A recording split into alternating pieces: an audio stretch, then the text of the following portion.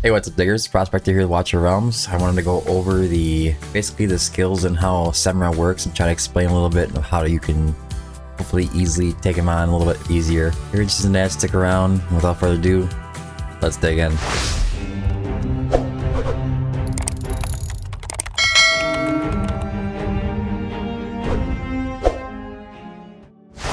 Alright, first you can go up to this little info button here.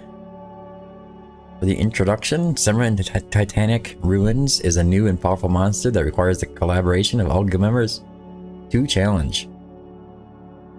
Rewards. Doing 10,000 damage to the boss in battle will earn 1 mech fragment. Guild members can collect a chest on the following Monday based on the number of mech fragments gathered. Boss of all difficulties will be temporarily exhausted at 0000 every Monday. Server time. Rewards that a member receives will then be determined by the total number of mech fragments they have collected. To check the rewards, commanders can tap on the chests of each difficulty level. Once the boss's HP drops to 0, the boss will become seriously injured. Just like the normal guild boss, if a boss was defeated last week, all members who had participated in the battle of that difficulty will receive bonus rewards. Extra rewards, that's good. Attempts rule. Each guild member will receive 2 Mechopolis keys per week for challenging the weekly guild boss. The Mechopolis key will not be deducted during the challenge. It will only be consumed if you choose to save the challenge results at the end of this battle. So you can just keep fighting him until you get a good number that you like, and then you can go ahead and save it. Currently, the Mechopolis key cannot be purchased. It is automatically replenished at 00 every Monday server time. Hero and Team Lock. In Titanic Ruin challenges, if you consume a Mechopolis key to save the battle results, then all heroes that have participated in that battle will not be available on any difficult for the rest of the week. Please take note that the team and auto fight records for the 2 weekly challenges are related to the sequence of challenges ahead or instead of difficulty. Okay? Mechanics. Semra, in order to cope with different enemies, possesses 3 different battle modes: Titan's Saw, Titan's Shield, and Titan's Drake. After Semra's mech arm is destroyed in a battle mode, it enters a weakened state. After Semra's mech arm is destroyed in all 3 battle modes, it becomes severely weakened and then enters overdrive mode, boosting his attack and HP. In each mode, if Semra's mech arm isn't destroyed within 3 minutes, or if all heroes are defeated after the first minute of the battle, the challenge will end. Rankings. Guild rankings. Rankings within commanders' respective guilds based on the mech fragments they have collected every week. World rankings. Rankings across all servers within the corresponding server group based on the mech fragments collected in a single challenge. But I wanted to go back up to here just for a moment.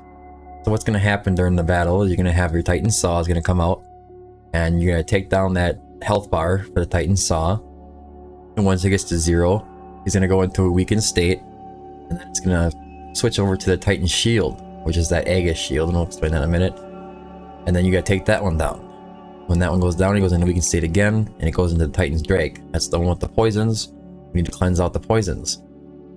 Now after the Titan's Drake goes down, each time the Titan's Drake goes down, like literally, he goes into that overdrive state, and it boosts his attack and his HP. And it just keeps repeating that process all through the fight. And the farther you get, the harder he's going to hit, the higher his HP is going to be, the harder it's going to be able to take down each round. And eventually, you won't be able to go any further, and that'll be your limit. Okay, so now if you go into the fight, you can look over here on the left side, you can see there's a little button for video guides here as well. But you can go and you can actually look at Semra himself. Advanced Evolution. Semra in order to cope, we had that already. 3 battle modes. The only thing that I think was missing out of here, anyways, Steel Fist. Semra smashes the ground, dealing AoE damage to the target and surrounding heroes in range. Then immediately deals single target damage to the hero with the highest HP. So whoever has the highest HP, you're going to probably want to stack a little bit of defense on them as well, because they're going to take an extra hit. Semra charges up, or Death Saw. Semra charges up the Titan Saw, attacking enemies on the left and right sides. This is the Titan Saw right here. He's going to come down, he's going to swing over here, pick it up. I think he kind of... Does he sway that one? I think he does. I think he slams it down and sways it across the field, and then slams it down on the left side, the other side. This skill has extremely high damage, but can be interrupted by control skills, causing the charge progress to reverse and reducing Semra's attack. So that's why Nazim is such a good hero for this. He basically can keep stunning out so many stuns that he'll consistently keep that from attacking you. You can just stop it from happening while you keep attacking him. Cyclops Gaze. Samurai concentrates energy in his eyes and emits a high temperature beam, sweeping across the battlefield and dealing AoE damage 4 times. This one doesn't hurt so bad. It really doesn't. The healers, as long as you got enough health, your healers are going to just heal them right up. Earth Shatter. Samurai lifts the Titan's shield and slams it into the ground, creating a violent shockwave that deals damage to all heroes. Then Samurai triggers Falling Stones, dealing an extra damage to multiple targets in range based on the hardening stacks that he has. This is where that Aegis shield comes into play. He's going to have his arm here is going to be a big shield, and he'll keep charging it up. He'll get a stack. Boom, he's going to hit you. He'll charge it up, get a stack. Boom, he's going to hit you with that Earth Shatter. And that's where it comes into play with... That's why everybody wants Lucius. Lucius is going to be the only one I know of that can dispel the buff, basically, and remove the buff. If he's going to put up a buff, you have Lucius take a buff off. It's kind of nice. And that way you have longer time before he's hitting you too hard. Aegis mode. Samurai lifts his Titan shield and gains hardening effects based on his battle mode. In the same mode, the more times his skill is cast, the more stacks of hardening Samurai will gain. Hardening increases physical damage reduction and magic damage reduction, while enhancing Earth Shatter's damage. Acidic Venom. This is the one that's kind of a pain in the butt for me. I think it's because, I need to work on skill ups. And Eloin. Samurai utilizes Titan's Drake to spray acidic venom, dealing magic damage to all heroes, inflicting them with poison, and reducing their healing received. The poison effect is permanent and stackable.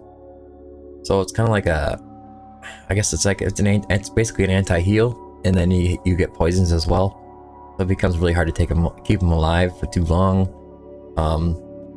They can stack up to 10, 15, 20, 25. If you don't clean them off, you're just gonna be dead. You need to clean them off. It's not an option. Punishing Blow.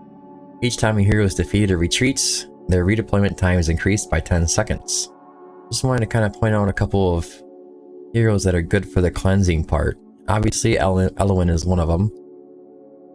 Under ultimate, dispels all debuffs from all allies in range and heals them for 40%. This happens once. This is one of the reasons I have trouble. You can see this is level 1. I need to get that skill cost down by another 200. It would really help. Where's another one? We got Medan. Find her quick. There she is. Medan. She does a similar thing. Dispels all debuffs for all allies in range and heals them for 110%. Base healing, lasting for 14 seconds. It's gonna dispel them. It's gonna keep you healed up. But you need to use this later on in the fight. You're gonna end up using it like twice, because you're not gonna take the bosses that stage down in time to only do it once. Those are the 2 most common ones. As for a few other tips, heroes like Percy are going to be huge. What you're going to be looking for is AoE damage reduction to your allies. Percy does it, Carnelian does it. This is another reason I have problems. You can see how the skills didn't land up on there. I'm missing a good 20%. So AoE damage would be minus 25% instead of 5. 5 isn't really helping me at all. Unfortunately, I'm going to have to put some skill ups into him. Not too excited about it, but he is A3. I might as well just do it and get it over with. And then they have the heroes that actually cast damage reduction on the boss. And Alistair is a really good option for that. I think he's actually better. When reaching full talent stacks, each base attack inflicts damage reduction on the target. Damage reduction minus 15. This is another one where I can get this up to 30% if I just get the skill ups and land it right. So then you're looking at 30% or 25% from Percy for damage reduction. Then you're putting another 30% from Alistair on there for damage reduction. It's the only way you're going to really survive, honestly. The other one that can do this really well is Volca. Where is it? Your Midnight Requiem. When the hero has 5 stacks of Scarlet Ferment, each of her attack consumes 2 stacks, dealing 320% AoE damage to up to 10 enemies. within 2 tiles and inflicting damage reduction on them. I know it's kind of worded weird, like just like Alistair. Basically, he does 30% less damage when this is on. But with Volca, you do want her exclusive artifact. Duration of Scarlet Ferment becomes permanent, and the chance of gaining it with basic attack is increased by 30%. This is going to make a huge difference when you're trying to use Volca. So I would suggest using Alistair for APOC 2 and then using your Volca for APOC 1. As for DPS, obviously the Nightmare comp is going to be kind of the best because you're using all of these platform heroes here for survivability, and then you have to use a lot of damage is going to come from whoever your ground units are. Lust and Arrogance seem to be the top 2 options for this. I'm sure that there's some kind of other weird ones where you can use, let's say, there's probably ways to use like Silas and Hex, or, you know, let's look at some other fighters, maybe a chaotic team of some kind. A Lugaru, however you want to say it. Ardia. I don't know about Valeria. Brings herself so low on health. If she gets down low, she's just gonna die. I'm guessing that it's gonna be really difficult to use her for this. Let's see. Raka's not too terrible. I think she has something else in her kit too. I think can help if I remember correctly. Fire Toxin. Oh, it stuns. She inflicts stuns. If you do bring a piercer team, Araka's going to be your best bet because of those stuns that can help hold off the attacks from the boss. Oh, let's see, hold on. Yeah, maybe if you're really early game, you could throw Abomination in there. He's really good at surviving. You won't have to worry about him too much. Akira, I'm not really sure if that's a good option or not. Let's see. Deimos, he's a great option. I just got him, actually. I'm looking forward to using him. Vladoff, we could probably use him. He'd probably be pretty good. He'd put on the burns. Or the bleeds, I mean, and then you can run with other teams or whatever. But that is the gist of it. I'm going to go ahead and just show you the first 3 sets. I think these heroes are all built. If they're not, then they're just gonna die. Whichever is fine. I'll show you quickly kind of how the boss battle goes. We are going to go with Lust here. Put Arrogance back here. Constance here.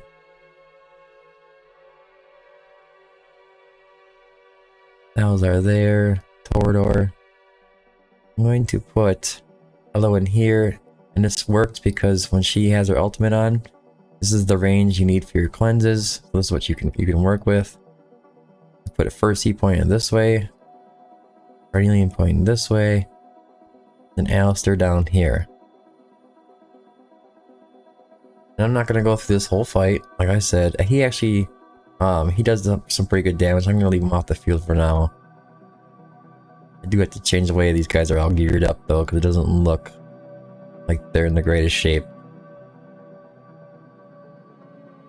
Now, when the boss hits, you're gonna hit somebody like Carnelian,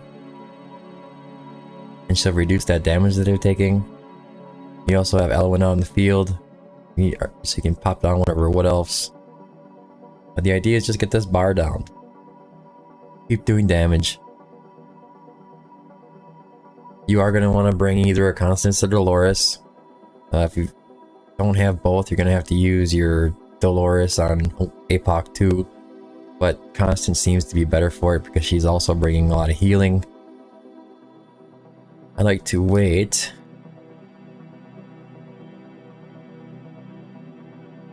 We're going to hit this again with Carnelian. He's going to come down and whack him again. You see, without it, they'd probably die. Without all that damage reduction. This is only the first wave.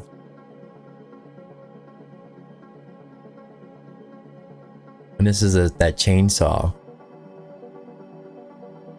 Or Titan Saw, I think it's called. Alright, so here's his first invulnerability. A lot of the times I still like to save their ults. You can hit them pretty hard during this time, get yourself some extra fragments. It really depends on your hero's ability to rage regen, but then you want to bring this one down as fast as possible as well. Here's that Aegis mode. There's his first wipe. Here comes Aegis mode. So he's gonna put this shield up.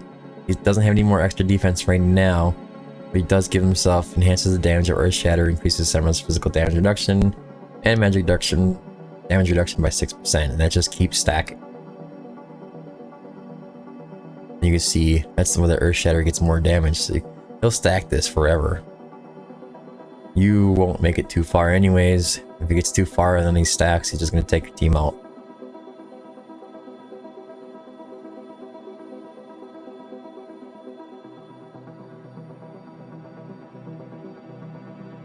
Big swipe. Will we survive? We're good. I think we're good yet. Let's go ahead and whack him again.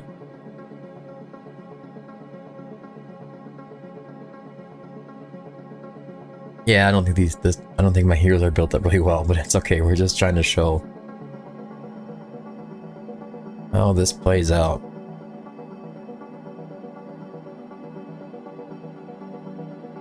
Another Aegis mode, you can see, stacks up the shield again. Now he's got 6, 12, 18, 24 stacks.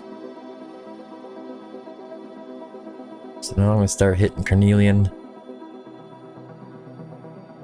See how that AoE damage reduction, it really helps.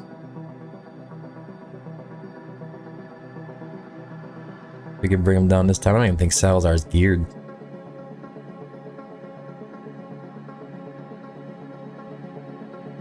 It says something about the way your heroes survive, and it doesn't seem like it's that big of a deal now, but it is.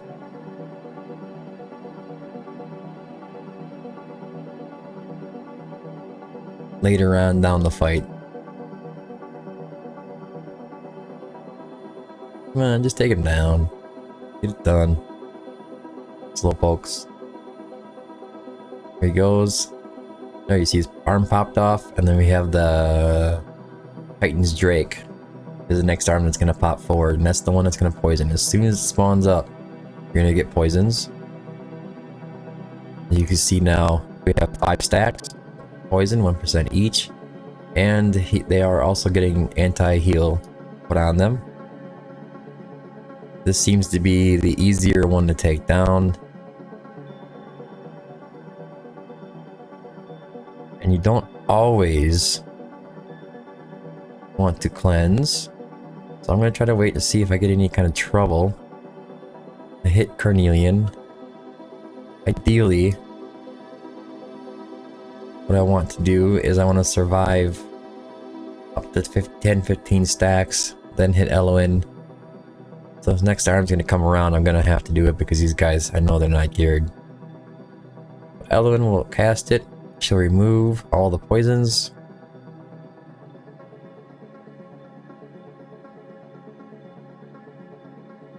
And we're going to wait for the ultimates.